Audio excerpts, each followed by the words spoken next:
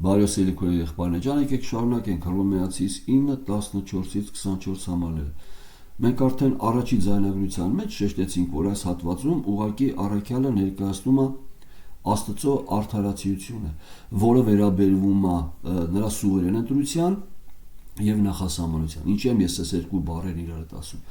որովհետեւ երբ որ մենք ասում ենք նախասահմանել փրկության կամ կորուստի, մենք հասկանում ենք, որ այդ նախասահմանելուց առաջ ընկած է Աստծո անկախ ընտրությունը։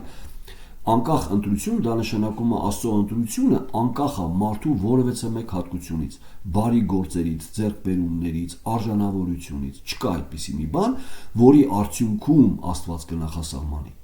Եթե այդպես մենք ասենք, որ մարդուն նախասահմանում է մարդու ձեռքբերումներից կամ նրա հատկությունից ելնելով, այդ ժամանակ շնորհքը չի հանդիսանում ձրի փրկության միջոց։ Այդ ժամանակ մենք շնորհքն ենք խեղաթյուրում։ Այսինքն մենք ասում ենք շնորհքը մի բան է, որի մեջ մարդու գործոնը կա։ Իսկ շնորհքը մի բան է, որ ամբողջ տեսեք մինչև մի 8-րդ գլուխ ամբողջական առաքյալը ներկայացրեց ավետարանի անտոլոգիան։ Ինչ է իրանից ներկայացնում ավետարանը եւ հիմքում դրեց, որ փրկությունը դա ձրի Աստծո կողմից ողորմություն է տրված մարդուն։ Սա կարևոր է եւ ցույց տվեց, որ նաեւ միջոցը այդ փրկության ոչ թե գործերն են օրենքի, այլ հավատքը, որը նույնպես հանդիսանում է Աստծո կողմից շնորհքով մարդուն տրված նոր բնության հատկություն։ Մարդու ձեռքբերումը չի, մարդու ծածկված հատկությունը չի, որ մեկը ունի, մյուսը չունի։ Մարդը ունի հավատք, իր ընկած բնության օղակներու մարդկային հավատք, որը առաջ չի գնա շատ։ Եվ Հիսուս Քրիստոսը եւ առաքյալներն են այդ մասին խոսում հավատք, որը կարծես թե բայց երբ որ փորձության ժամը գալիս է, արդեն երևում է, որ նա իրականը չի, այսինքն չի կարողանում մարդուն տանի ավելին։ Այսինքն այն միայն էմոցիոնալ, այն միայն ինչ որ առումով մարդու շահից բխած ընկալումներ է, բայց այն հավատքը, որը Աստծուց տրված նոր բնության արդյունքում մարդու հատկություն է, այդ հավատքը նույնպես մինչև մահ մարդը գնում է, այսինքն դա այն հավատքն է, որը Սուրբ Հոգու ներգործությունն է, որը մարդը ամբողջական վստահում եւ ապավինում է Աստծուն։ Ինչ էլ որ լինի իր շրջապատում, ինչ էլ որ կյանքում պարագաներ լինեն, մարդը մնում է հավատարիմ։ Եվ սա մարդու գործոնը չի։ Իհարկե, դա մենք տեսնում ենք մարդու կյանքում, բայց դա Աստծո շնորհքի գործն է այդ մարդու ներսում։ Այս ամենակարևոր սկզբունքն է, դրա համար որևէ մեկը չի կարող պարծենալ։ Եվ ընդհանրապես, երբ որ մենք խեղաթյուրում ենք շնորհքը, առաջ ենք բերում մարդու գործոն, պարծանք։ Իսկ առաքյալն ասում է, փրկությունը ձրի է, որպեսզի որևէ մեկը չպարծենա։ Այսինքն պարծանքը միայն գնա Աստծուն։ Եթե մեկը պարծենում է, թող Տերով պարծենա, որտեղ Տիրոջ գործն է դա։ Եվ այն գործը, որ Տերը սկսեց, կավարտի, ոչ թե Տերը սկսեց, դուք պիտի ավարտեք։ Տեսեք, ես չեմ ուզում անդրադառնամ առանց կոնտեքստի հատվածների, ուղղակի կոնցեպտները ես ասում եմ, որովհետեւ մենք հասկանանք, որ կարիք կա աստվածաշրջան ընդհանուր ընկալման։ Ուրեմն մեր այս հատվածում, Հռոմեացիս 9:14-ից 24-ում, առաքյալը ներկայացնում է Աստծո արդարացիությունը, որովհետեւ երբ որ մարդը լսում է փրկության լուրը, այդ բաղադրիչները ուսուցման սուվերեն ընտրության հիմքում ընկած նախասահմանությունը, իր որդուն նմանացնելու գործոնը, արդարացնելու, փառավորել անելու այս գործոնի մեջ մարդը հարց է տալի, այդ դեպքում ինչքանով է այս արդար։ Դրա համար առաքյալը մեր հատվածը սկսում է հիմա ինչ ասենք, միթե Աստծո մոտ անիրավություն կա, եւ պատասխանում անմիջապես։ Քավ լիցի, չլինի այդպես, Աստծո մոտ անիրավություն չի կարա լինի։ Հիշում եք Աբրահամը հարց է տալի, ամբողջ երկրի դատավորը կարա անարդարվի Սոդոմ, Գոմորի եւ նրա շրջակայքում եղող քաղաքների մասին, երբ որ հրեշտակները ուզում էին այն կործանել, երբ որ Աստված պատրաստ էր այն կործանելու, Աբրահամն ասում է, իսկ եթե այնտեղ 10 հոգի գտնվի կամ 50 հոգի գտնվի, հիշում եք, այսինքն միթե ամբողջ երկրի դատավորը Աստված անարդար կարա վարվի, իհարկե ոչ, չի վարվի։ Եվ հիմա ամբողջ խնդիրն է, որ առաքյալը որպիսի բացատրի Աստծո արդարացիությունը այս ձրի փրկության առումով սուվերեն ընտրության, անկախ ընտրության եւ նախասահմանության օղակներում, առաքյալը չի անդրադառնում երբեք, եւ մենք առաջի ձեռնարկության մեջ այս մասի խոսենք, առաքյալը երբեք չի անդրադառնում մարդկային մտածելակերպից առաջացած արդարությունը հարմարացնելու Եվ ինքը երբեք չի անդրադառնում մարդկորեն հարցերին պատասխանելու մարդկային տեսանկյունից։ Ինքը միշտ անդրադառնում է Աստծո հայտնության, ասում է Աստված իր մասին այսպես է մեզ ասում։ Ուրեմն մենք հասկանում ենք, որ այս օղակներում է արտահայտվում նրա արդարությունը։ Ուրեմն այս ուղղակի այս սկզբունքը կոչվում է ոչ թե Աստծուն հարմարացնենք մեր ընկալմանը, այլ մենք հարմարվենք Աստծո ընկալմանը, որտեղ սա է իրականությունը։ Միշտ հիշեք, որ մարդը վնասված է, մեղքի առումով վնասված է մեր ամբողջ հասկացողությունը, վնասված է մեր արդարություն հասկացողությունը։ Օրինակ, մի քիչ հետո ես կխոսեմ այդ մասին, մենք շատ հաճախ արդարության հիմքում ընկալում ենք հավասարությունը։ Երբեք Աստվածաշունչը հավասարությունը չի ընկալում արդարության հիմք, այլ արդարության հիմք Աստվածաշունչը ընկալում է մարդու արժանավորությունը։ Այսինքն, սա չի նշանակում, որ որևէ մեկը արժանանում է փրկության, իսկ մյուսը ոչ, եւ Աստված արդար է, փրկության արժանացողին փրկում է, իսկ մյուսը որ չի արժանացել, չի փրկում։ Ոչ, Աստվածաշունչը մեր հատվածում ասում է, թե բոլոր մարդիկ ինչի են արժանանում, եւ բոլորը միանշանակ արժանանում են հավիտենական դատաստանի։ Իսկ թե ինչի Աստված մի քանիսին փրկում, սա հավասարության հիմքում ընկած արդարությունով չի, այլ Աստծո ողորմությունով եւ շնորհքով եւ իր ընտրությունով։ Հիմա հարց է առաջանում, այդ դեպքում ինչի Աստված բոլորին չի ընտրում։ Այստեղ առաքյալը բացատրում է մերս հայտվածը երկու օրինակ բերելով 5 կտականից։ Ինքը ներկայացնում է Աստծո գործոնը արդարացիության եւ ողորմության շնորհքով եւ սիրտը կարծրացնելու կամ խստացնելու։ Դա ման ինքը երկու օրինակ է։ Հիմա մենք առաջինը նայեցինք, նորից կանադառնանք փոքրիչ նորից առաջինին, որովհետեւ տեսնենք, թե ինչ է նշանակում Մովսեսի պարագայում, երբ որ ոսկե հորթը շինեցին եւ բոլորը երկրպագեցին, եւ ինչ ասեց Աստված, նորից մի փոքրիկ կանադառնանք, որովհետեւ մենք հասկանանք, որովհետեւ դա ողորմության բաժինն է, մյուսը խստացնելու սիրտը, փարավոնի սիրտը խստացնելու բաժինն է։ Այս երկուսով է ինքը ցույց տալի Աստծո արդարացիությունը։ Փարավոնի սիրտը խստացնել, առաքյալը երբեք չի խոսում այն մասին, որ փարավոնը բարի էր, այն նեյտրալ էր, այն ուներ բարի դրացիական որոշումներ, բայց Աստված եկավ եւ այդ բարի մարդու սիրտը խստացրեց։ Սրա մասին չի խոսքը։ Խստացնել նշանակում է ուղակի չներգործել այդ մարդու սրտի վրա, թողնել այդ մարդուն իր մեղավոր բնության արդյունքում պարագաներից առաջացած արձագանքի վրա։ Երբ որ դուք գալիս եք հարուստին, ասում եք քո ունեցվածքը դուր տանեմ, ինքը ինչ ասում, վայ, վերցրեք տարեք, շատ լավ, ինչ շուտ չէիք եկել։ Այդպես չի, խստանում է, որտեղ ինքը չի ուզում որ իր ունեցվածքը տանեն, նույնը փարավոնի պարագայում։ Երբ որ Մովսեսը գալի ասում է, բաց թող որ այս ժողովուրդը գնա երկրպագի ասուն, փարավոնը խստանում է, որտեղ դու ուզում ես փարավոնից իր ունեցվածքը։ Այսինքն այդ ճորտերը նրա սեփականությունն են, որոնց միջոցով ինքը քաղաքաշինություն է անում։ Այսինքն իր հարստությունն է դա, դե գնացեք մարդուն ասեք քո հարստությունը տուր ինձ, կխստանա մարդու սիրտը։ Այո, որտեղից Աստված խստացեց, ոչ։ Աստված կարար այդ մարդու սրտի վրա ներգործեր, փափկացներ եւ փարավոն անմիջապես տար եւ այստեղա որ չներգործեց, վարվեց արդարացությունով։ Այսինքն եթե Աստված ներգործեր փարավոնի սրտի վրա,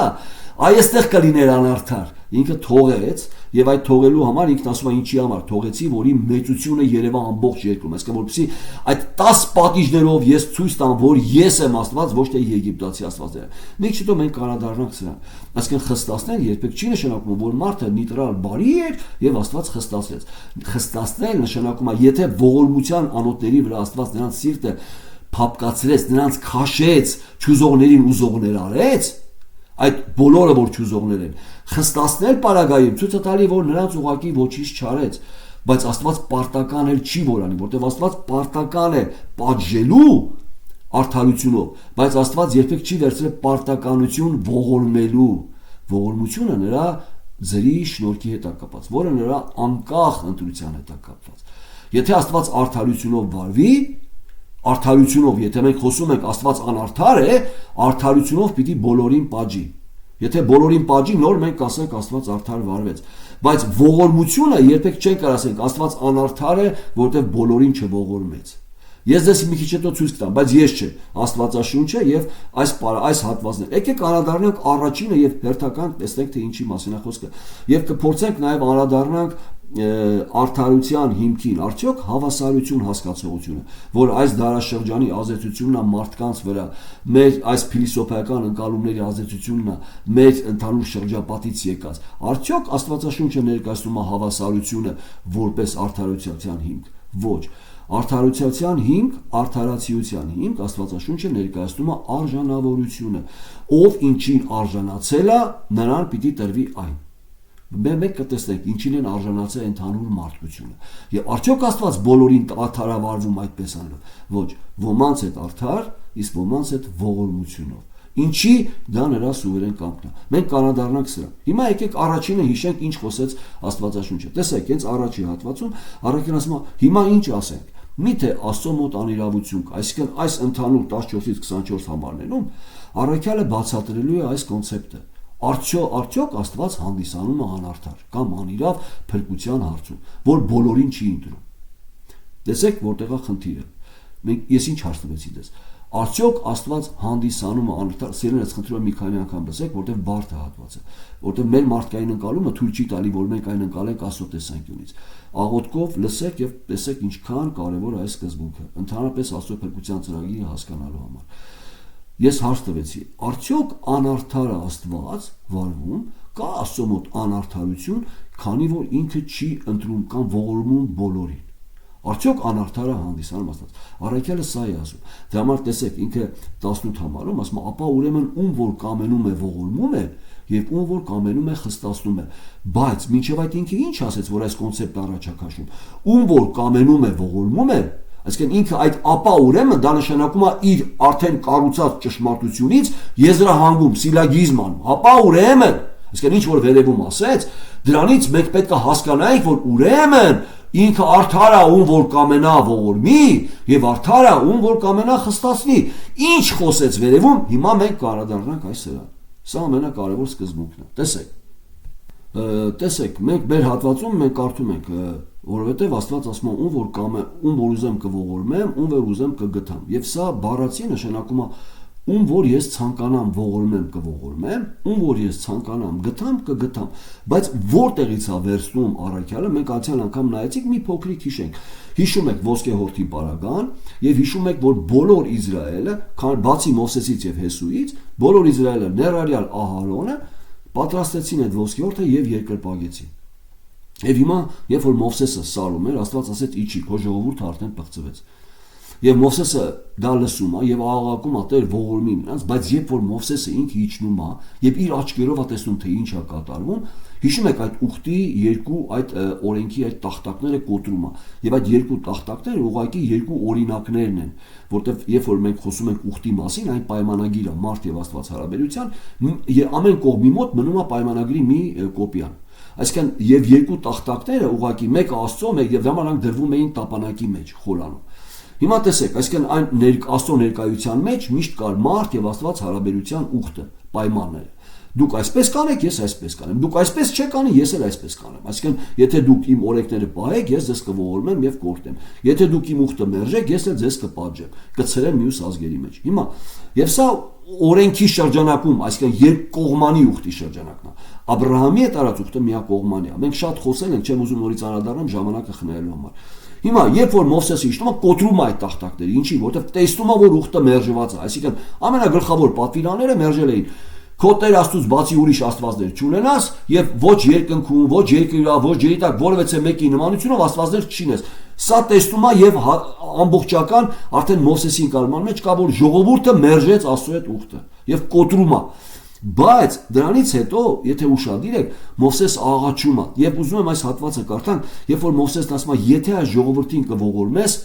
ողորմի։ Եթե ոչ, իմ անունը ջնջի քո կյանքի գրքից։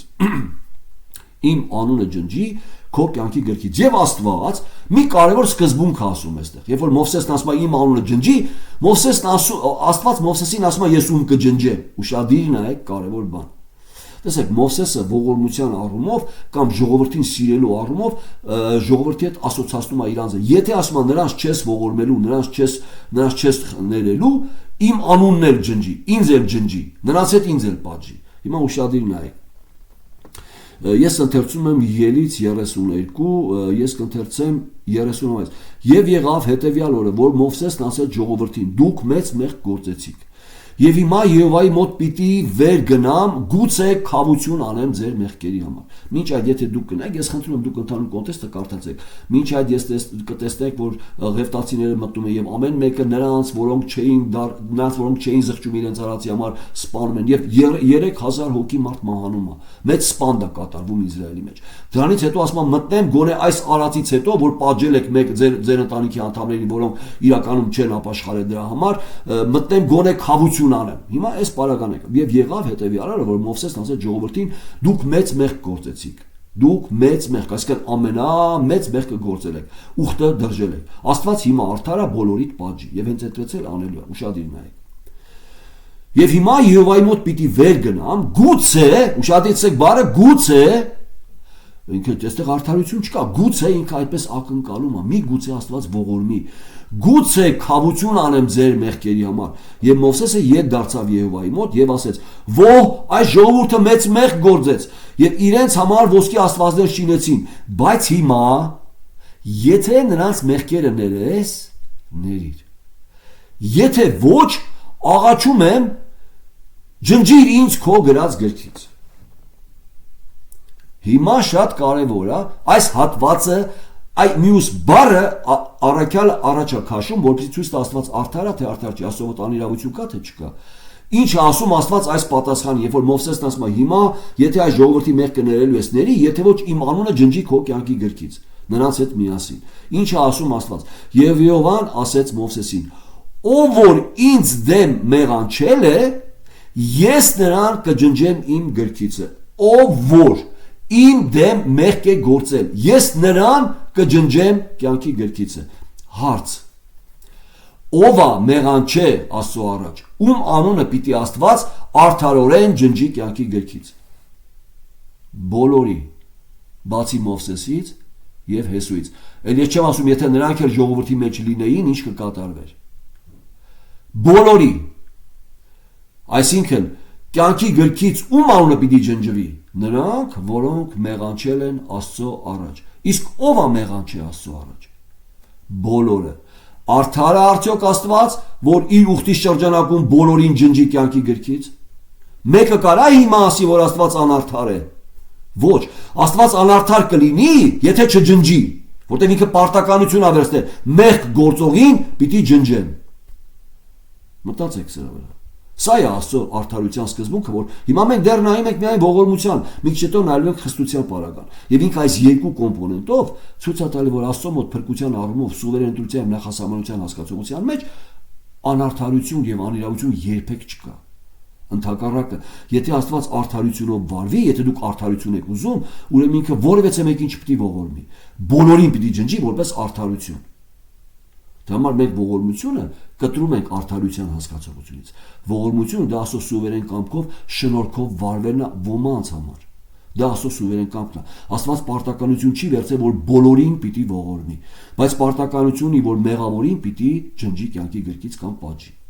Հիմա տեսեք, սա է առաջ քաշում։ Եվ դրանից հետո, երբ որ ասում եմ կջնջեմ, ով որ իմ դեմ մեղանչել է, եւ ես արդեն ձեզ հարցրեցի, ով է մեղանչել, բոլորը, սրանից հետո Մովսեսը տեսնելով Աստծո շնորհք հասկացողությունը, որտեղ ժողովրդին տակավին դեռ պահում Աստված, ասում է Տեր, արդեն 33-րդ գլխում, ասում է Տեր, եթե ես քո առաջ շնորհք եմ գտե, եթե դու ողորմում ես, խնդրում եմ օգնի քեզ ավելին ճանաչեմ, որպեսզի իմանամ դու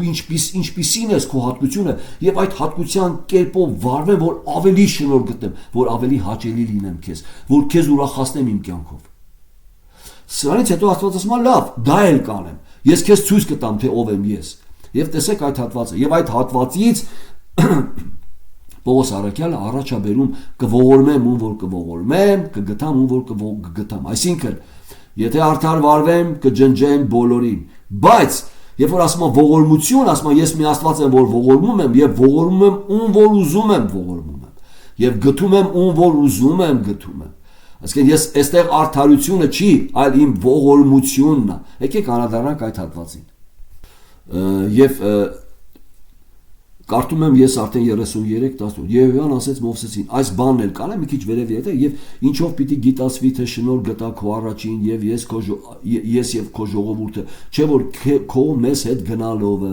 եւ այսպես ես եւ քո ժողովուրդը երկրի երեսի վրա եղած բոլոր ժողովուրդներից կգերազանցենք իսկ եթե դու մեզ չջնջես մեզ հետ գնաս բոլորը կիմանան որ դու այս ժողովրդին ողորմել ես եւ այս ժողովուրդը քո սեփականն է եւ հիմա ասում է եւ Եհովան ասեց Մովսեսին այս բանն էլ կանեմ որ ասեցիր որտեվ իմ առաջին շնորհ գտար ողորմություն գտար եւ ես քեզ ճանաչում եմ քո անունով այսինքն եւ ես ճանաչում եմ քեզ ամբողջությամբ քո անունով ես քեզ ընտրել եմ այս հասկացողությունն է յադա հիմա եւ նա ասեց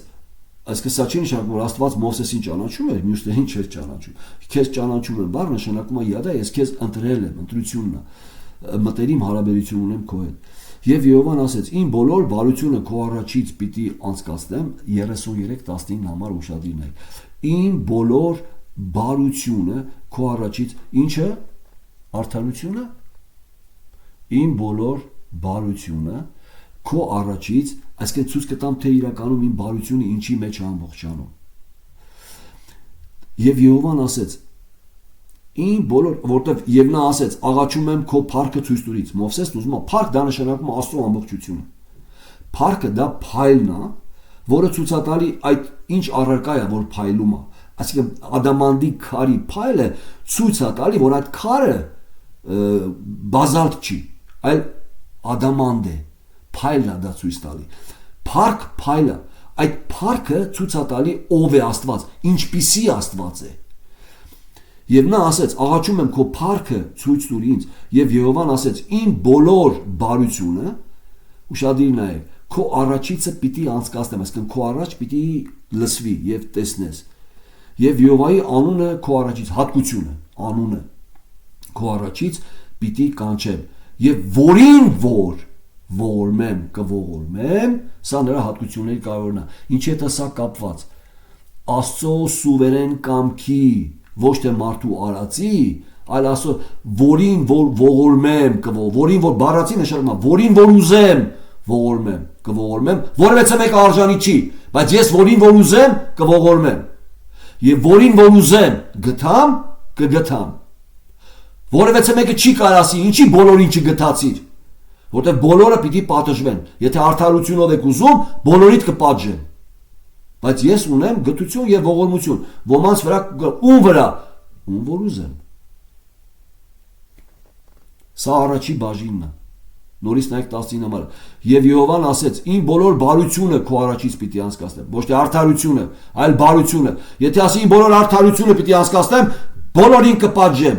Տեսնում եք, այդպես չի ասում։ Իմ բոլոր բարությունը քո առաջից պիտի անցկացնեմ եւ իմ անունը, Եհովայի անունը կամ հատկությունը պիտի կանչվի քո առաջին։ Պիտի տեսնես ով է Աստված եւ ընկալես եւ Աստծո հետ այդպես ընկալում ունենաս, ոչ թե փիլիսոփայական արդարությունով մոտենաս Աստծուն, այլ Աստծո հատկությունով հասկանաս ով է Աստված։ Աստվածաշնչի հայտնությունը քեզ ասի ով է Աստված եւ ինչ է արդարությունը, ոչ թե քո պատկերացումը արդարության մասին։ Եվ Եհովան ասեց. «Իմ բոլոր բարությունը քո առաջից պիտի անցկացնեմ եւ Եհովայի անունը քո առաջին պիտի կանչեմ եւ որին որ ողորմեմ կողորմեմ եւ որին որ գտամ կգտամ»։ Հիմա եկեք անդրադառնանք մեր հատվածին։ Այս երկու ընդհանուր հատվածները, տեսեք, Հռոմեացիս 9:14-ից, հիմա ինչ ասենք, միթե Աստծո մոտ անիրավություն կա, քավլիցի, եւ ինքը բացատրում է, որ անիրավություն չկա, այդ երկու հատված, առաջի հատվածը ինքը օգտագործում է այս պարագան, եւ ասում է, որովհետեւ Մովսեսին ասում է, կողորմեմ ում որ կողորմեմ եւ կգտամ ում որ կգտամ։ Այսինքն Պողոս Արաքյալը շատ լավ հասկանում է, որ գոնե 5 կտակարանի սկզբունքը հասկացել են ունկնդիրները։ Եվ ինք առաջակաշում տեսեք ասում է, որովհետեւ մեկը արժանի չէր, որ ողորմեր, բայց Աստված ասում է կողորմեմ ու որ կողորմեմ, որովհետեւ մեկը կարող ասի ինչի բոլորին չի ողորմում, ինչի չի կարող ասի, որովհետեւ բոլորը արժանի են պատժի միայն։ Եթե արդարություն եք ուզում, ուրեմն բոլորը պիտի պատժվեն։ Իսկ ողորմությունը արդարության հետ կապ չունի։ Դա համար ասում է, որովհետեւ Մովսեսին ասում է կողորմեմ ու որ ուզում եմ ողորմեմ, եւ կգտամ ու որ ուզում եմ գտամ։ Այսինքն այստեղ Աստծո ուզելու հետ է կապված, ոչ թե ձեր սխալ արդարության տեսանկյունից ընկալման հետ։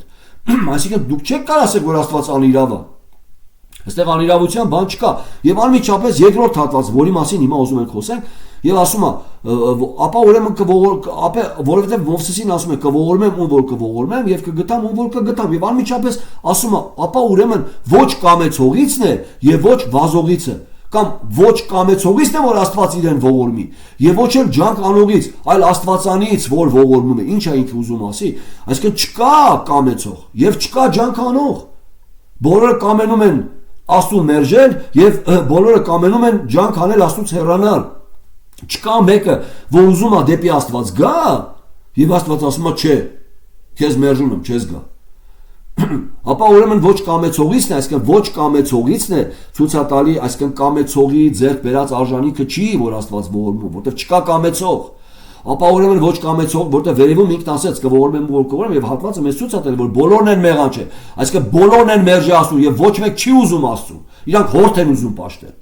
Իրենց հարմար Աստված են ուզում պաշտել։ Իրենք իրենց են հրճակում Աստված։ Սրա մասին է խոսքը։ Ապա ուրեմն ոչ կամեցողիցն է եւ ոչ էլ վազողից, այլ Աստվածանից, որ ողորմում է։ Չի ասում Աստվածանից, որ արդարությունով է վարվում։ Աստվածանից, որ ողորմում է։ Կարա որ չողորմի։ Այո, արդար կլինի, իհարկե, իսկական արդար կլինի։ Բայց ողորմությունով ինքը արդարությունը շրջանցում է, ողորմում է։ Եթե արդարություն եք ուզում, պիտի բոլորին պատժի։ Հիմա տեսեք, որտեղ ինքը այդ պարտականությունն է վերցրել, մեղավորին պատժելու, բայց պարտականություն երբեք չի վերցրել, որ բոլորին պիտի ողորմի։ Դա մար ինչ արդարության մասին ենք խոսում ենք։ Ապա ուրեմն ոչ կամեցողիցն է եւ ոչ վազողից, այսինքն Մովսեսի պարագայի այդ բացատրությունը ի վերջո եզրահանգման է բերում, ապա ուրեմն ոչ կամեցողիցն է, որտեղ չկա կամեցող, եւ ոչ էլ վազողից, ոչ ջանքանող էլ չկա,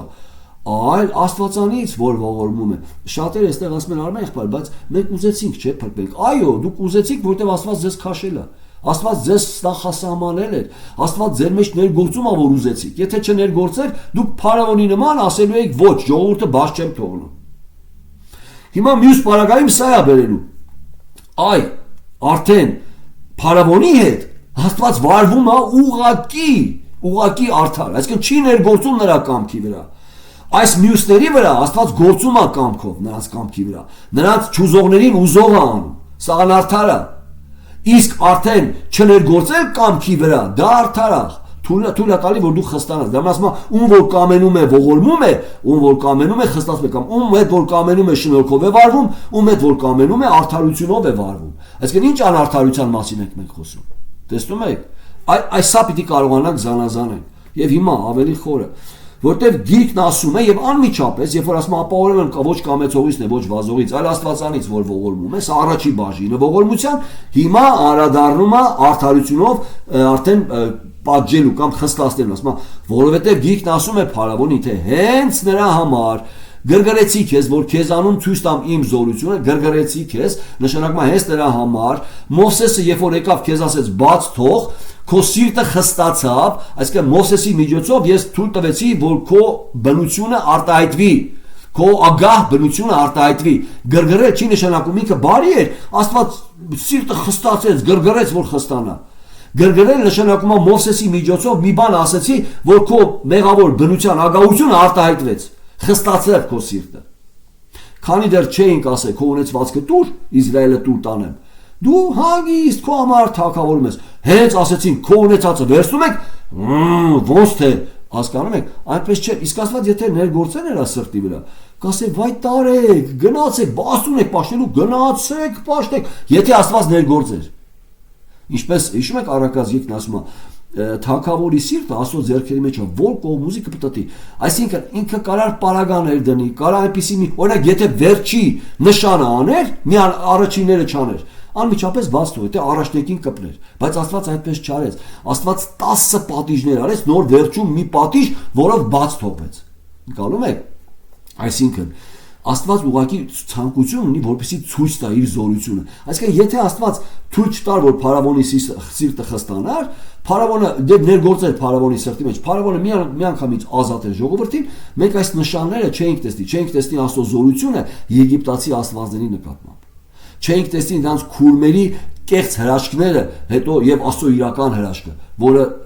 կարծես արդեն ամբողջացրեց, որ Աստված է իրական Աստվածը։ Այսինքն չէինք տեսնի նրա զորությունը, ինքը հենց սա էլ ասում է, տեսեք, եւ արդեն 17 համարը, որովհետեւ գիրքն ասում է փարավոնին, գիրքը այսինքն Աստծո խոսքը, հայտնությունը, ոչ թե մեր մարդկային ընկալումը, Որտեղ գիրքն ասում է Փարավոնին, թե հենց նրա համար գրգռեցի քեզ, որ քեզանում ցույց տամ իմ զորությունը։ Հենց նրա համար թույլ տվեցի, որ Մովսեսի ասածով քո սիրտը խստանա, որպիսի իմ զորությունը ցույց տամ եւ իմ անունը ամեն երկրի մեջ պատմվի։ Ամեն երկրի մեջ պատմվի։ Այսինքն Աստծո զորության մասին մենք որտեղ ենք տեսնում առաջինը։ Ծննդոց գրքում, Ելից գրքում, ինչ ենք մենք տեսնում այդ պարագան եգիպտացի աստվածների վրա այդ պատիժը եւ Աստծո զորությունը։ Հիմա ես ձեզ դրա մասին պատմում եմ։ Այսինքն եթե Մովսեսի, եթե Փարավոնի պարագայում Աստված դա չաներ, ինչ պիտի ես ձեզ պատմեի։ Որտեղ պիտի պատմվեր Աստծո զորությունը։ Դրա համար ասում եմ, ես թողեցի քո այդ խիստ վիճակը, գրգռեցի եւ քեզ խստացրի, որպիսի իմ զորությունը պատմվի։ Եվ Աստված իր նախասահմանությունից առաջ ունի այս ցանկությունը ցույց տալու իր փառքի կարևոր հատկությունները, իր փառքի մեծությունը, իր զորությունը որպես մեծություն եւ իր շնորհքը որպես իր կարևոր հատկություն, բարության, ողորմության բաղադրիչ կարևոր։ Այսինքն Աստծո փառքը ամբողջանում է իր մեծությունով, զորությունով, այսինքն զորության համար ինքը օգտագործում է անոթներ, որոնց վրա կիրառում է բարկությունը, որպեսզի ցույց տա իր մեծությունը եւ զորությունը, իր իշխանությունը, եւ անոթներ, որոնց վրա ցույց տա իր բարությունը, ողորմությունը, իր փառքի կարևոր հատկությունը։ Եվ այս մասին խոսում է, եկեք ուշադիր նայենք սա, տեսեք։ Որովհետեւ եթե դուք անդրադառնաք 22 համարին, մի քիչ ուշ անդրադառնալու ենք։ Եվ ինչ եթե Աստված կամենում է ցույց տալ բարկությունը եւ հայտնել իր զորությունը, եւ նաեւ հայտնի իր ողորմությունը, իր փառքի մեծությունը։ Այսինքն Աստված ունի ցանկություն հայտնելու իր բարկությունը զորությունով եւ իր ողորմությունով իր փառքի մեծությունը։ Սա Աստծո ցանկությունն է, որովհետեւ մեկը չի կարաս, ինչի Աստված ցանկանում իր փառքը ցույց տա, որտեղ իր փառքը իրական է։ Եթե Աստված չուզենար իր փառքը ցույց տար, մարդուն չէր ստեղծի, որտեղ մարդը ստեղծված է իր փառքի համար։ Հիմա, եթե մարդը ստեղծված է Աստծո փառքի համար եւ այդ նպատակից ընկել է, դրա համար առաքյալն ասում է ամենքը մեղանչեցին եւ Աստծո փառքից եկան։ Չի ասում ամենքը մեղանչեցին եւ սխալ գործեցին։ Մեղանչել նշանակում է այդ նպատակից ընկնել, այլ չի չփառավորել Աստծուն։ Աստված արդեն պիտի ջնջի այդ անձին։ Ինչի՞, որտեվ այն նպատակի համար, որի համար ստեղծված է, չի օգտագործվում։ Երբ որ ձեր տունը ինչ որ մի առարկա ունեք, տեսեք, երբ որ դուք ձեր տունը ինչ որ մի առարկա ունեք եւ այդ առարկան չի օգտագործվում արդեն իր նպատակին, դուք ինչ եք անում այն։ Դնում պահում եք, շպրտում եք դեն։ Նույնն է, նույն պարագան է։ Դրա համար երբ որ մենք անդրադառնում ենք մարդու բուն էությանը, այն նույնպես Աստծո փառքի հետ է կապված։ Այն ստեղծված է Աստծո փառքի համար։ Եվ եթե մեկը Աստծո փառքից ընկած է, իհարկե Աստված այն ջնջելու է։ Բայց կա որ ոմանց ինքը վերականգնում է իր փառքի համար։ Դրա համար ասում են նրանց փառավորել արեց, ում որ նախասահմանեց, արդարականչեց, արդարացրեց եւ նաեւ փառավորել արա։ Հիմա տեսեք, սա կարևոր սկզբունք է, որ տեսնում ենք, որ Աստված Արմինչ նախասահմանությունը այս երկու ցանկությունն ունի։ Մենք մի քիչ որ անդրադառնանք, եւ ինչ եթե Աստված կամենում, այսինքն ինչ ասենք, եթե Աստված կամենում։ Կարանք ասենք ինչի Աստված կամենում։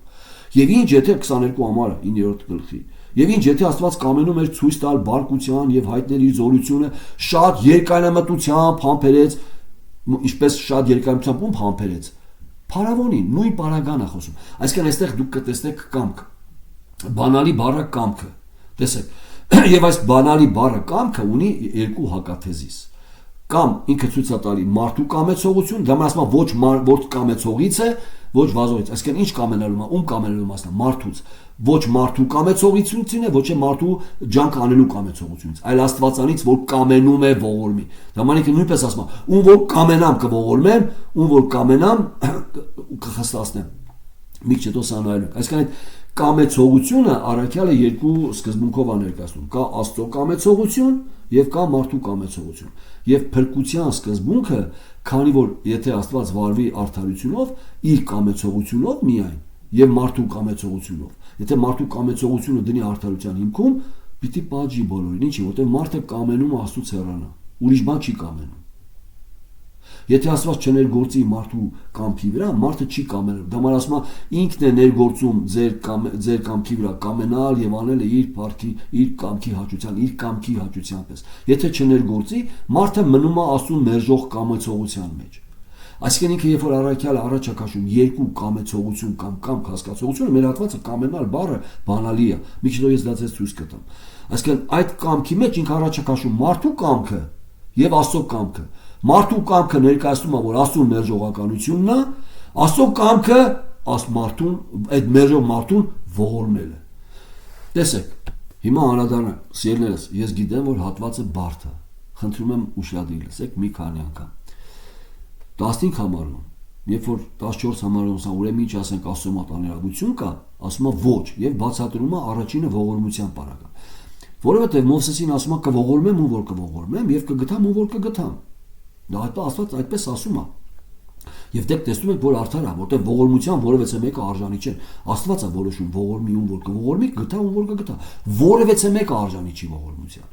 Մյուս պարագայում ապա եւ ասում է, որովհետեւ գիրքն ասում է փարավոր եւ հետեւից ասում է ապարում են ոչ կամեցողից ոչ վազողից, այլ Աստվածանից որ ողորմում է եւ մյուս պարագան, որին ուզում եմ անդրադառնալ, որովհետեւ գիրքն ասում է փարավորին թե հենց նրա համար գրգռեցի քեզ որ քեզանում ցույց տամ իմ զորությունը, այսինքն ցույց տվեցի որ քո բեղավոր բնությունը արտահայտվի, որ բոլորը տեսնեն որ ես զորավոր եմ։ Այդ 10 պատիժները բերեմ։ Որտեւ եթե ես փապկացնեի փարավորի սիրտը, 10 պատիժի կարիք չէր լինի եւ իմ զորությունը չէիք տեսնի։ Հիմա ցույց տվեցի որպեսզի իմ զորությունը ցույց տամ, որտեւ հետեւի համարում ասած չէ, եթե Աստված կամենում է ցույց տա իր զորությունը բարկության անոթների վրա։ Շատ համբերեց նրանց, այդ 10 պատիժներին համբերեց եւ միայն վերջում պատժեց այնպես, որպեսզի բաց թողնի, սրա մասին է խոսքը։ Եվ ինքը անմիջապես արդեն 18-ում որպես սիլագիզմ, տեսեք, որտեվ 15-ի սիլագիզմը ինքը 16-ում ասում, այսինքն 15-րդ հատվածի ողորմության բաժնի եզրահանգումը, ապա ուրեմն ոչ կամեցողից եւ ոչ վազողից, այլ Աստվածից ողորմում է 15-ում ասում, 16-ում ասում։ Իսկ 17-ի եզրահանգումը 18-ում ասում։ Ինչ է 17-ի մեջ բերում։ Եկեք անդրադառնանք սա, որովհետեւ գիրքն ասում է փարավոնին, թե հենց նրա համար գրգռեցի քեզ, որ քեզանում ցույց տամ իմ զորությունը։ Տեսեք, միանշանակ պիտի հասկանանք, որ փարավոնը բարի մեկը չի, ում Աստված ուղակի խստացնում է կամ գրգռում է սիրտը, բայց պետք է հասկանանք, որ մարդը իր մեղավոր բնությունով արդեն ինքը խիստ է։ Ուղակի, եթե ողորմության անոթների կամքի վրա Աստված ներգործել է, չուզողին ուզող արե, այս անոթի վրա Աստված չի ներգործում, նրա կամքը չի փոխում, թողում այնպիսին, ինչպիսին որ է։ Այսինքն ուղակի, եթե ասենք, փարավոնի հետ Աստված վարվում է ուղակի արդարորեն, չի ներգործում նրա կամքի, շուրջ չի տալի նրա կամքը, այլ ողորմության անոթների անարդար է վարվում, նրանց բերում է իր ողորմությունով ուզողներ անում։ Իսկ այս մարդու հետ վարվում է արդար։ Հիմա ուշադիր նայեք, որտեղ գիրքն ասում է փարավոնին, թե հենց նրա համար գրգռեցի քեզ, ինչի համար, որ ցույց տամ իմ մեծությունը, այսինքն այդ բարկությունով, երբեք եթե դա չլիներ, մենք չէինք տեսնի, որ այն քուրմերը, որոնք այդ կեղծ նշանները անում էին, մենք չէինք տեսնի, որ դրանք բոլորը խապկանք են, մանիպուլյացիաներ են։ Եվ իրական նշանը Աստծո կողմից է։ Եվ պատկերացրեք, եթե Աստված ուղակի ներգործեր փարավոնի սրտին եւ առաջի հենց հայացքից փարավոնին չէր ասել գնացեք, այսինքն թույլ էր տալու որ գնան, բայց Աստված թույլ տվեց, որպեսզի նրա խիստ սիրտը խստանա։ Դրա համար ասում է, որտեղ գիրքն ասում է փարավոնին, թե հենց նրա համար գրգռեցի քեզ, որ քեզանում ցույց տամ իմ զորությունը եւ իմ անունը ամեն երկրի մեջ պատմվի, ապա ուրեմն եզրահանգումը, ինչպես 16-ում, 15-ին, ապա ուրեմն ում որ կամենում է, ողորմում է եւ ում որ կամենում է, խստացնում է։ Եթե ուղղակի այլ բառերով ասենք, ում որ կամենում է սրտի կամ կամքի վրա ներգործում է եւ ում որ կամենում է սրտի վրա կամքի վրա չի ներգործում, թողնում է իր բնության համաձայն։ Ում որ կամենում է վարվում է շնորհքով, ում որ կամենում է վարվում է արդարությունով։ Որտեղ եք տեսնում այստեղ անարդարություն։ Չկա։ Այ Մովսեսը է ասում, հիմա ինչ ասենք, Աստծո մոտ անիրավություն կա, ոչ, եթե դուք արդարություն եք ուզում, ուրեմն բոլորին պիտի Աստված պատժի, որ մենք ասենք Աստված արդար է, բայց ողորմությունը դա Աստծո կամքի հետ է կապված, ողորմությունը արդարության հետ չի կապված, ելներս, ողորմությունը Աստծո կամքի հետ է կապված, դրա համար այստեղ կա կամքը որպես բանալի բառ, Աստծո կամքը եւ մարդու կամքը։ Եկեք ամբողջացնենք։ Ինչի մեջ է մեր սխալ ընկալումը։ Մեր սխալ ընկալումը կայանում է, երբ որ մենք վերցնում ենք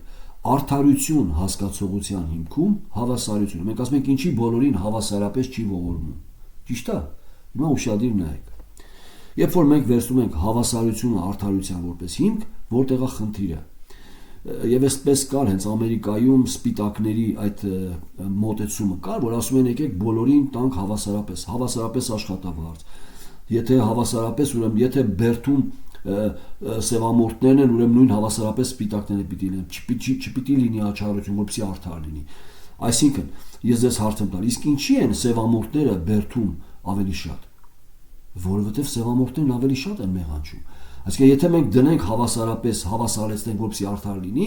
ուրեմն որոշ սևամորթների, որոնք մեղանչում են, պիտի չպատժենք, որովհետև սպիտակները քիչ են, մեղանչ է, այսինքն քիչ հանցագործներ են, նրանք շատ, ուրեմն հավասար անենք, նրանց էլ սպիտակներ, մնացածին չպատժենք։ Այսինքն դրա համար արդարության հիմքում ոչ թե ընկած է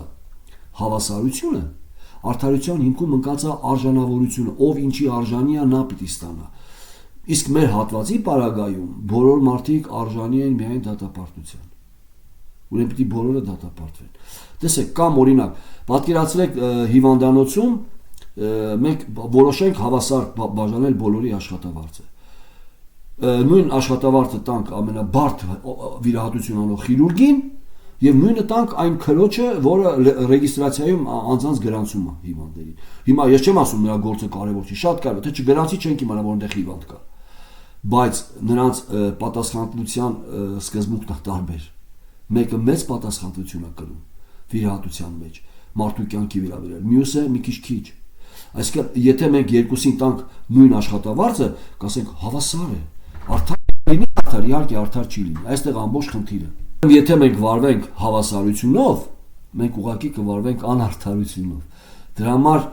արժանավորությունն է, այսինքն ով ինչ արժանի է, պիտի նրան նա տաս, այդ ժամանակ կլինի արդար։ Մեր օղակներում, մեր աստվածաշնչյան այս հատվածի օղակներում բոլորը արժանի են միայն դատապարտության։ Այդ դա կլինի, այսինքն մեր հասկացողության մեջ մենք արդարության հիմքում տեսնում ենք հավասար։ Եթե հավասար բոլորին լինի, արդար կլինի։ Այդպես բան չկա, գոյություն չունի։ Դա մարդկային փիլիսոփայական մոտեցում է։ Հավասարության, եթե այդ սկզբունքով մոտենա Աստված, ուրեմն բոլորին պիտի դատապարտի, եթե հավասարությունը ընկած է արդարության հիմքում։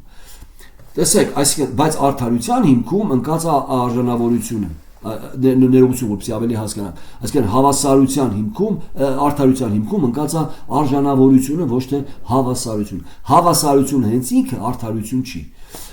Արդարություն է այն, ինչը որ մարդը արժանի է, նա Աստված նրան տա։ Մեր օղակներում, ինչպես արդեն ասացի, արժանի են բոլորը միայն դատապարտության, այդ ժամանակ Աստված կվարվի արդար։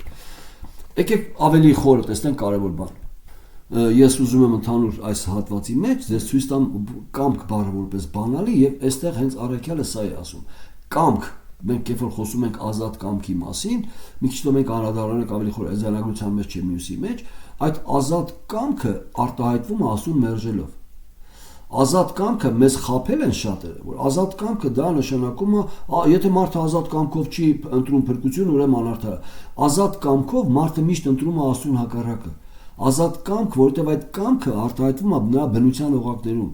Կամքը բնության օղակներից դուրս չի արտահայտվում, սիրելիս։ Մեղավոր մարդու բնությունը Աստծո փառքից ընկած է։ Ինքը չի ձգտում Աստծո փառքին, ինքը ձգտում է իր փառքին։ Ինքը միշտ մերժելու է Աստծո փառքը, որովհետև ձգտում է իր փառքին։ Ինքը չի կարողանալու Աստծուն սիրի ամբողջ սրտով մտքով զորությամբ, որովհետև ինքը ամբողջ սրտով մտքով զորությամբ իրեն է սիրում։ Այդ իրեն սիրելը թույլ չի տալի, որ ինքը սկսի Աստծուն սիրել։ Այ եթե իրեն սիրելը մերժեր, կսիրեր Աստծուն, բայց ինքը չի կարողանում իրեն մերժի, իրեն սերը մերժի։ Եթե դուք մի բան շատ սիրում եք, կարաք դուք ձեզ ասեք, «Էլ մի սիրի», չի ստացվի, որտեղ ձեր սիրտը կապված է դրան։ Հիմա տեսեք, սա մարդու մեղավոր բնությունն է, իր կամքով մարդը մերժում է Աստծուն։ Դրա համար այստեղ ինքը առաջակաշում կամքը։ Տեսեք, ես հիմա կընթերցեմ եւ ձեզ ցույց կտամ այս հատվածի մեջ կամք հասկացողության հակաթեզիստերը։ Հիմա ինչ ասենք, միթե Աստծո մոտ անիրավություն կա, քավլից եւ անմիջապես, որովհետեւ Մովսեսին ասում է, կողորմեմ ում որ կողորմեմ, բառացի այնտեղ կողորմեմ ում որ կկամենամ, ողորմեմ եւ կգտամ ում որ կկամենամ գտամ։ Աստծո կամքի մասին է։ Հետևից ապա ուրեմն ոչ կամեցողիցն է եւ ոչ էլ վազողիցը, ապա ուրեմն ինչ, ոչ կամեցողից, կամենալ բառը տեսակ, այսինքն կողորմեմ ում որ կողորմեմ, այսինքն սա կկամենամ ողորմել եւ իմ ասում ապա մարդու կամեցողությունից չի, որտեղ մարդը չունի այդ կամեցողությունը։ եւ ոչ էլ վազողիցը, ջանքանողիցը, այլ Աստվածանից, որ կամենում է ողորմի եւ անմիջապես, որովհետեւ գիրքն ասում է, քեզ կամեցա քեզ խստացնել, այսինքն թույլ տալ, որ դու մնաս քո կարգավիճակում, խիստ, որպեսզի կամեցա իմ զորությունը, ցույց տամ դեռ մեկ կամենալ բառը։ Ապա ուրեմն ում որ կամենում է ողորմում է եւ ում որ կամենում է խստացնում է, այսինքն ինքը չեզոքացնում է մարդու կամքը կամ մարդու կամքը անում է բացասական, աստվածամերժ եւ ցույց է տալի, որ Աստծո կամքը այստեղ գործում է, ում որ կամենում է ողորմում է, ում այդ կամենում է վարվում է շնորհքով, ում այդ կամենում է վարվում է արդարությունով, ինչի, որտեղ ինքը նախասահմանությունից առաջ ունի կարևոր երկու կամք։ Առաջինը ինքն ունի իր փառքը ցույց տալու կամքը, որովհետեւ մեկը կարա ասի Աստուն, ինչի ես կամենում քո փառքը ցույց տաս։ Նորից ասում, ինքը այդ փառքի համար ստեղծեմ ես։ Եվ այդ փառքը ցույց տալու կամեցողության մեջ կամենում է ցույց տա երկու բաղադրիչը՝ իր զորությունը, արդարությունով, բարկության առումով եւ իր շնորհքը կամ բարությունը ողորմության առումով անոթների վրա։ Այս երկուսը նույնպես կամեցողության հետ է։ Ապա ինձ կասես, էլ ինչու է մեղադրում նրա կամքին, ով հակառակ կկենա, դեռ մեկ բառը կամքին։ Բայց դու ով ես մարդ, որ Աստծո դեմ պատասխան ես տալիս։ Միթե ստեղծողը կասե իր ստեղծողին, թե ինչու այդպես ինձ արեցիր։ Միթե բրուտը իշխանություն չունի հողի վրա, որ միևնույն զանգվածից կամենա շինի, մեկը պատվի անոթ եւ մյուսը անարգության։ Եվ ինչ, եթե Աստված կամենում է ցույց տալ բարկությունը եւ հայտնել իր զորությունը, շատ երկարամտությամբ համբերեց բարկության անոթների, այսինքն փարավոնին, որ կորուստի համար պատրաստված էին, այստեղ կորուստի համար պատրաստված էին բնագրի մեջ пассив կերպով է քերական օգտագործված, կորուստի համար իրենք են իրենց պատրաստել, իրենք են այդպիսին, ոչ թե իրենք բարի են, Աստված իրենց այդպես պատրաստեց։ Պետք է ճիշտ հասկանաք, որտեղ եթե դուք բնագրի մեջ ճիշտ լեքսիկոլոգիայով, ճիշտ հերմետիկայի օրենքով չկարդաք, սխալ կհասկանաք, որ կորուստի համար պատրաստված էին, իրենք իրենց պատրաստել էին դրա համար։ Աստված չխստացրեց, այսինքն փարավոնը բարի չէր, Աստված նրա սիրտը խստացրեց։ Ուղղակի Աստված նրա սրտի վրա չներգործեց, թույլ տվեց, որ արտահայտվի նրա մեղավոր բնությունը, ագահությունը։ Եվ ինչ եթե Աստված կամենում է ցույց տալ բարկությունը եւ հայտնել իր զորությունը եւ ցույց տալի շատ երկամտությամբ համբերեց բարկության անոթների վրա, որ ցույց տա իր զորությունը, որ այդ նշանները 10 պատիժները բերի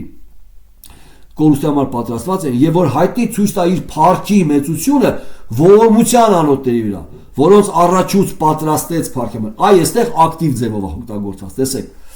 որովհետեւ ճիշտ հասկանանք, վերևում երբ որ ասում է պատրաստված էին, որոնք կորուստի համար պատրաստված էին, ցույց է տալի, որ իրենք են իրենց այդպեսին արել։ Իրենք են այդպեսին արել եւ պատրաստված են, իրենք իրենց պատրաստել են այդպես։ Իրենք են իրենց մեջ այդպես, իրենք իրենց բնությունով այդպեսին են։ Մյուս պարագայում ասում Աստված առաջուց նրանց պատրաստեց ողորմության իր փառքի համար։ Մեկ տեղ ցույց տալի մարդն այդպեսին ինքն իրեն արել, մյուս պարագայում երբ որ ողորմության մասին է խոսք, ասում Աստված նրանց այդպես արեց։ Իր փառքի համար պատրաստեց։ Այսինքն նրանք բոլորը այս առաջվա անոթների նման էին։ Իրենք իրենց պատրաստել են կորուստի համար, բայց Աստված նրանց ողորմության անոթներ արեց։ Այստեղ է որ արդարության հարց չկա։ Արդարություն ունի, երբ որ բոլորին տանի դատապարտության։ Եվ ես վերջացնում եմ։ Հիմա նորից եկեք։ Եվ ինչ եթե Աստված կամենում էր ցույց տալ բարկությունը եւ հայտնել իր զորությունը, շատ երկարամտությամբ համբերեց բարկության անոթների վրա, որ կորուստի համար պատրաստված էին, եւ որ հայտնի ցույց տա իր փառքի մեծությունը ողորմության անոթների վրա, որոնց առաջուց պատրաստեց փառքի համար, որ մեզ էլ կանչեց ոչ թե միայն հրեաներից, այլ հեթանոսներից։ Այս կանչել բառը ինքը վերցնում է արդեն 8-րդ գլխից, նրանց որ ճանաչեց, նրանց էլ նախասահմանեց իր որդու պատկերի նմանակից լինելու եւ ում որ նախասահմանեց որդու պատկերի նմանակից լինելու նրանց կանչեց էլ հիմա առաքելացმა մեզ էլ որ կանչեց այդ ողորմությունով ոչ թե միայն հրեաներից այլ հեթանոսներից էլ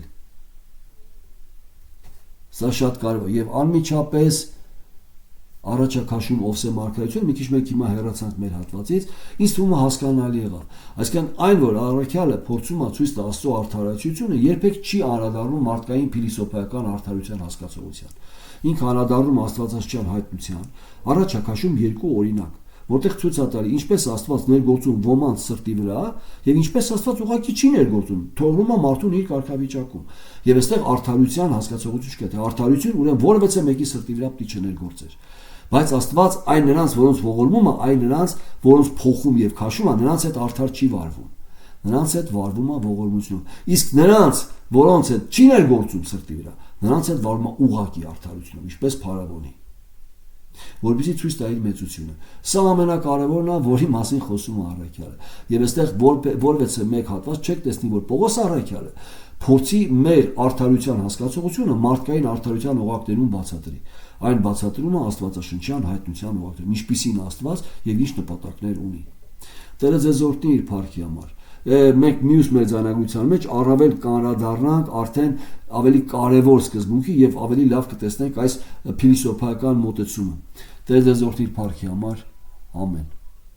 Բայց քանի որ ներողություն, քանի որ ես ասացի, որ կանրադառնանք նաեւ Օվսեին, տեսեք, եւ որ մեզ կանչեց ոչ միայն հեթանոսներից, այլ հեթանոսներից էլ եւ ցույց հերյանից այլ հեթանոսներից էլ եւ անմիջապես անդրադառնալ նույն 5 կտականի մարգարեի խոսքի վրա, ասում ինչպես Օվսեի գրքում ասում է, թե այն, որ իմ ժողովուրդը չէ, ինչ ժողովուրդ կկանչեմ եւ չսիրածը սիրված։ Ցույց է տալիս, որ նաեւ հեթանոսներից կլինեն կանչող, ինչպես Հիսուսն ասեց, շատ մարդիկ ունեմ, շատ ժողովուրդ ունեմ, որ այս տեղից չեն, իսրայելացի չեն, նրանք էլ կգան եւ կլինի մեկ հովիվ եւ մեկ հոտ, հեթանոսների ակնարկն է, որպես փրկության մնացորդ, շնորհքի մնացորդ ընտրությունով եւ անմիջապես Օվսեից հետո Եսային անդրադառնում եւ կլինի որ այնտեղ որ ասվեցավ նա թե դուք իմ ժողովուրդը չեք, այնտեղ նրանք կենթանի Աստծո որդի կոչվեն, Եսային աղաղակում է Իսրայելի համար, թեև Իսրայելի որդկանց թիվը ծովի ավազից պես շատ լինի, միայն մնացորդ կփրկվի եւ անդրադառնում է նաեւ սրան։ Ուրեմն կա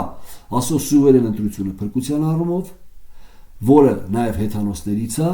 եւ կա նաեւ փրկության առումով այդ մնացորդը ոչ բոլոր Իսրայելն է Իսրայել, միայն մնացորդը։ Այդ մնացորդը որ մնացորդն է, որոնց հետ Աստված արդար է վարվել, ոչ, որոնց հետ Աստված ուղղակի վարվել է ողորմությունով եւ դա նրա սուվերեն կամքի արդյունքն է։ Տերը ձեզ օրհնի իր փառքի համար։ Ամեն։